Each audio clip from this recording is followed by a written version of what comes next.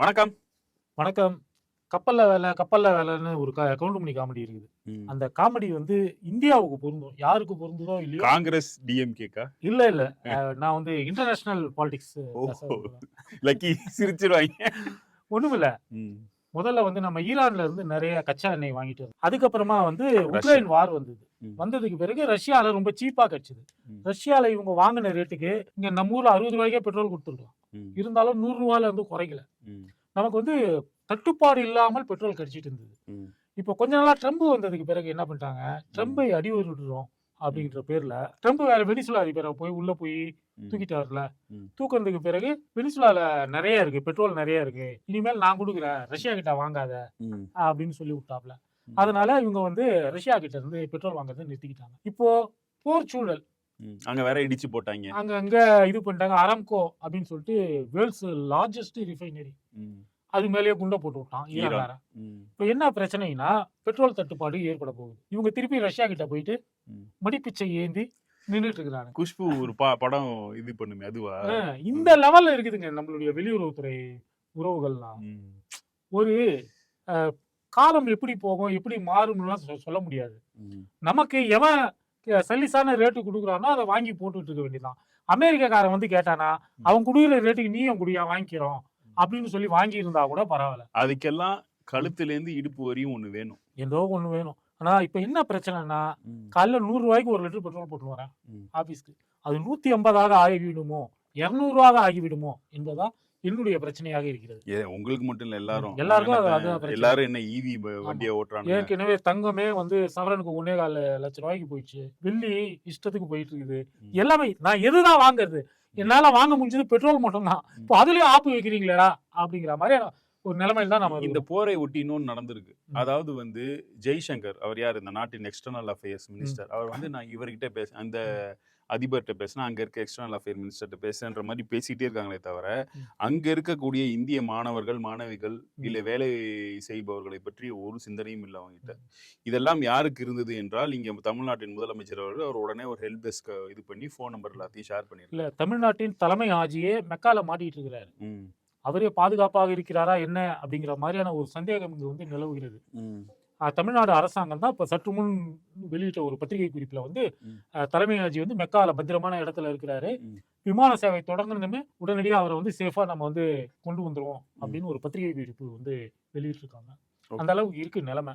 அதாவது எல்லா நாடுகள் மீதும் ஈரான் அடிக்கிறான் அப்படின்னும் போது எல்லா நாடுகளும் கல்ஃப் கண்ட்ரிஸ் எல்லாத்திலையும் இந்தியர்கள் கணிசமாக இருக்கிறார்கள். அங்கேயே செட்டில் ஆனவங்க உண்டு, வேலைக்காக அங்க வசித்துக் கொண்டிருப்பவர்கள் உண்டு. அவங்களுடைய நிலைமையெல்லாம் என்ன ஆகும், எவ்வளவு பேரை வந்து நம்ம வந்து இங்க கொண்டு வர முடியும் அப்படிங்கிற மாதிரியான பிரச்சனை எல்லாம் இருக்கு. இது 1991 குவைத் மீது ஈராக் ஒரு தாக்குதல் நடத்தினா இல்லையா, அப்போ ஒரு மிகப்பெரிய ஒரு எக்ஸாவேஷன் நடந்தது. அங்க இருக்கிற குவைத்தில் இருக்கக்கூடிய இந்தியர்களை எல்லாம் மீட்பதெல்லாம் பெரும்பாடா இருந்தது. இப்போ அதை விட மிகப்பெரிய சிக்கல்களை வந்து நம்ம எதிர்நோக்கி இருக்கிறோம் அப்படிங்கறதா கண்ணு முன்னாடி தெரியும். அடுத்ததா எடப்பாடி பழனிசாமி டெல்லிக்கு படையெடுத்திருக்காரு. ம். எதுக்குன்னா கூட்டணி பேச்சுவார்த்தை நடத்துறதுக்கு. நேத்து தானே மதுரையில பார்த்தாங்க.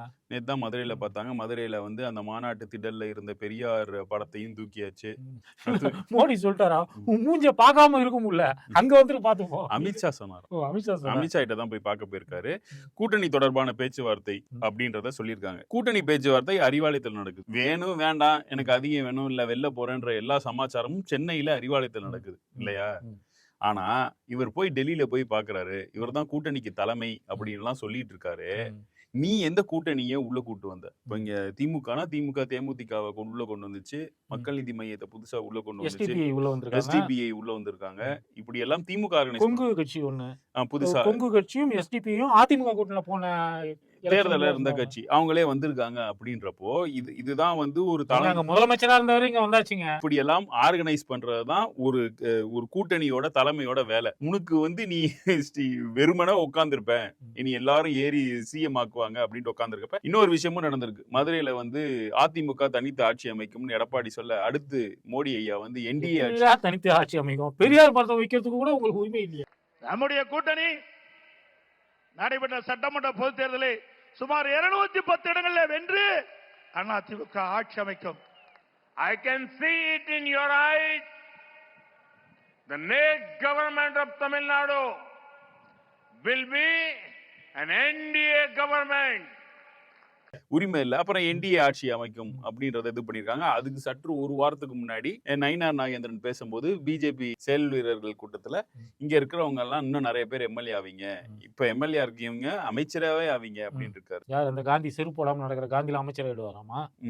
இதைத்தான் வந்து நம்மளுடைய முதலமைச்சர் என்ன சொல்றாருன்னா, நேத்து கூட வெளியிட்ட செய்தியில தமிழ்நாட்டை ஆள்பவர்கள் செயின்ட் ஜார்ஜ் கோட்டையிலிருந்து ஆள வேண்டும், டெல்லியில் இருந்து செங்கோட்டையில இருந்து ஆளக்கூடாது அப்படின்றதான் சொல்றாரு. அதனாலதான் தமிழ்நாடு வெஸ்ட் டெல்லி அப்படின்றத அவர் ஸ்ட்ரெஸ் பண்ணி சொல்றாரு. ஏன்னா எடப்பாடி பழனிசாமி ஆட்சிக்கு வர போறது இல்ல. தமிழ்நாடு என்டிஏன்னு சொல்லுங்க, டெல்லின்னு சொல்லாதீங்க. ஏன் இருக்கிற நெருப்புல நீங்க வேற இதை குட்டுறீங்க, இல்ல உண்மை ஊத்துறீங்க. அடுத்த டாபிக் வருவோம். அடுத்த அதனால சொல்றாரு. அதனாலதான் டெல்லிக்கும் தமிழ்நாட்டுக்குமான தேர்தல் அப்படின்றத ஸ்ட்ரெஸ் பண்ணி சொல்றாரு. இப்ப பாக்குற இந்த செய்திகள் எல்லாம் பார்க்கக்கூடியவர்களுக்கும் புரியும். அப்புறம் நேற்று இன்னொன்னும் நடந்தது. நேற்று இல்ல முந்தா நாளோ ஏதோ டிபேட்ல வந்து டிடிவி தினகரன் என்ன சொல்லியிருக்காருன்னா, நான் அவங்கள்ட்ட சொன்னேன், கார்த்திகேயன் விட்டு ஒண்ணு கவர்மெண்ட் ஒண்ணு உங்களுக்கு ஆன்சர் இல்ல, தேவையில்லாம டெல்லியில போய் கேஸ் போட்டு மாட்டிக்காதீங்கன்னு சொன்னேன். சிபிஐ எல்லாம் போய் நாங்க இல்ல அதுல எனக்கு இவரை நல்லா தெரியும், ஐஆர்எஸ் அருண்ராஜ் எனக்கு நல்ல பழக்கம். அவர்கிட்ட சொன்னேன், சார் ஒண்ணுமே இல்ல, நீங்க போய் டெல்லி கிளியில போட்டீங்கன்னா சுப்ரீம் கோர்ட் ஏதாவது டைரக்ஷன் கொடுத்தீங்கன்னா மாட்டிக்குவீங்க. இல்ல சார், நாங்க ஒரு சுப்ரீம் கோர்ட் சிட்டிங் ஜட்ஜா ரிட்டையரிங் ஜட்ஜ் மேலதான் கேளுங்க, ஜட்ஜா வந்து விசாரிப்பாருங்க, மாட்டிக்காதீங்கன்னா. அதான் பாவம் போய் எங்க 2-3 நாள்ல உட்காந்துட்டு வந்தாங்க. இந்த தாவேகா கரூர் பிரச்சனை எப்ப நீங்க இங்கேயே கேஸ் நடத்திக்கங்க, உங்க மேல இன்னும் பெருசா ஸ்டேட்டுக்கு வந்து கோவம் இல்ல, உங்களை எதுவும் டார்கெட் பண்ணல அப்படின்னப்போ அருண்ராஜ் தான் இருந்துட்டு சொன்னாராமா, இல்ல நாங்க சுப்ரீம் கோர்ட் தான் போவோம், திகார் ஜெயிலுக்கு தான் போவோம் அப்படின்றதெல்லாம் வந்து சொல்லியிருக்காங்க. அப்புறம் சிபிஐனா போகாதீங்க கஷ்டங்க அப்படின்னு அவன் சொல்லியிருப்பான். என்னதான் அனுபவஸ்தான் இல்லையா பெரா கேஸ் பார்த்தவர். அவனுங்களாம் என்னங்க சொல்றது, நம்ம சிஎம்ஏ சொல்லிட்டாரு. இப்படியாக நடந்து கொண்டிருக்கிறது. அடுத்து கடந்த வாரம் அரவிந்த் கெஜ்ரிவால் அவர்கள் மீது புனையப்பட்ட அரவிந்த் கெஜ்ரிவால் மீது மணிஷ் சிசோடியா, கவிதா மேல புனையப்பட்ட எல்லா இடி வழக்குகளும் ரத்து செய்யப்பட்டுள்ளன. அரசியல் பழிவாங்கல்னு சொல்லிட்டு கோர்ட்டே சொல்லியிருக்கு. இன்னொன்னு வந்து நீ சவுத் வெஸ்ட் நார்த்னா போட்டு சவுத் குரூப் அப்படின்னு போட்டிருக்கான். அவங்களுக்கு எவ்வளவு ஏத்தம் இருக்கணும். இப்ப இது சார்ஜ் ஷீட்லயே சவுத் குரூப், இது என்ன சார்ஜ் ஷீட்ல நாங்க சங்கி அப்படின்னு போட்டு தூக்கணும்னா நீ சும்மா இருப்பியா? அது என்ன இவ்வளவு பெரிய டிஸ்கிரிமினேஷன் அப்படின்றதையும் நீதிமன்றம் கேட்டிருக்கு. இப்ப என்ன பிரச்சனைனா, எல்லா தலைவர்களும் இப்ப ஆம் ஆத்மி வந்து இந்தியா அலையன்ஸ்குள்ள இல்ல, ஆனா அவன் பிஜேபி எதிர்க்கிறான். அகிலேஷ் ஆதரிக்கிறாரு, யாரு? ஆம் ஆத்மி முதலமைச்சர் ஆதரிக்கிறாரு. இந்த விஷயத்துல எல்லாரும் ஆதரிக்கதான் செய்யணும். ஒருத்தர் மட்டும் ஆதரிக்கல. அவர் யாருன்னா எடப்பாடி இந்தியாவின் எடப்பாடி ராகுல் காந்தி. சரி அவர் மட்டும் எதிர்க்கல. இப்போ சும்மா பேச்சுக்கு பிஜேபி எதிர்க்கிறேன்றது இல்ல. இப்ப அதனால ஆம் ஆத்மிக்காரன் என்ன ஒரு அறிக்கை விட்டுருக்காங்க அப்படின்னா, நாங்க பிஜேபி எதிர்க்கிறோம், உள்ள போயிருக்கோம். காங்கிரஸ் கட்சியில காந்தி ஃபேமிலியில பிசி உள்ள போயிருக்காரு இல்லையா? அவர் இப்ப அமித்ஷாவே தூக்கணும் அடிப்படையில இவர அவங்க தூக்கிட்டாங்க. காந்தி ஃபேமிலியில யார் போயிருக்கா? நீங்க வந்து பிஜேபியோட அன்கோ போட்டிருக்கீங்க அப்படின்றத சொல்றாரு. காந்தி போனாரு, நேரு போனாரு, அவங்க எல்லாம் உள்ள போனாங்க, நீங்க யாரு போனீங்க அப்படின்னு கேக்குறாரு. பிஜேபியால யார் நீங்க உள்ள போனீங்க? இல்ல சோடங்கர் தான் உள்ள போயிட்டு வந்தாரா? கேப்போம் இல்ல, தமிழ்நாட்டுல இருந்து நம்ம கேக்குறதா இதெல்லாம் கேப்போம் இல்ல. இப்போ ஜோடங்கர் இருக்காரு, அந்த சைடு பியூஷ் கோயல் இருக்காரு. பியூஷ் கோயல் நிறைய கட்சியை உள்ள கொண்டு வர்றாரு. அவர் தான் பாமகவோட பேசுனது, அவர் தான் வாசன் ஐயா கூட பேசுனது, அவர் தான் ஜான் பாண்டியன் மற்ற எல்லாத்தோடையும் பேசி அலையன்ஸ்ல கொண்டு வந்தது. ஜோடங்கர் ஐயா என்ன பண்ணாரு? கோவாவில் ஆட்சியை வந்து காங்கிரஸ் ஆட்சிங்கிறத காணல் நீர் ஆக்கி விட்டு தமிழ்நாட்டுக்கு வந்திருக்கிறாரு. அவர் இங்கேயும் பேசுவோம், நாங்க தாவேகாவோடையும் பேக்டோர்ல பேசுவோம்.